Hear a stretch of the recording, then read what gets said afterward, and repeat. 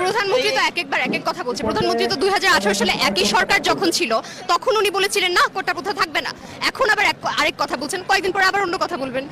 উনি বলেছেন যে আমাদের পড়াশোনা করতে এবং এটা যৌক্তিক আন্দোলন হচ্ছে না। ঠিক আছে, উনার কথা মেনে নিয়ে আজকে আমরা সবাই বাসায় চলে গেলাম এবং আমরা খুব পড়াশোনা করলাম এবং চমৎকার একটা রেজাল্ট করলাম। তারপর কি হবে? চাকরিটা আমাদের কে দেবে? পড়াশোনার মূল কাহিনী তো এটা যে শেষ পর্যন্ত কি আমাদের একটা চাকরি করতে হবে, আমাদের তো অন্য বস্তুর একটা জোগাড় করতে হবে। সেটা আমরা কেমন করে পাবো যদি কোটা প্রথার কারণে বেশিরভাগ মেধাবীরাই নিয়োগ না পায়?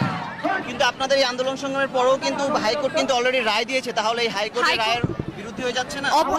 হাইকোর্ট যেই রায়টা দিয়েছে সেটা যদি সংবিধানের সাথে সাংঘর্ষিক হয়, আমি আপনাকে বলছি সংবিধানের অনুচ্ছেদ 19, 29, 28, 23 এই সকল অনুচ্ছেদে লেখা আছে যে সমতার কথা, এবং শুধুমাত্র এটা ব্যতিক্রম হবে যখন তারা অনগ্রসর জনগোষ্ঠী, যেমন প্রতিবন্ধী বা এথনিক মাইনরিটি।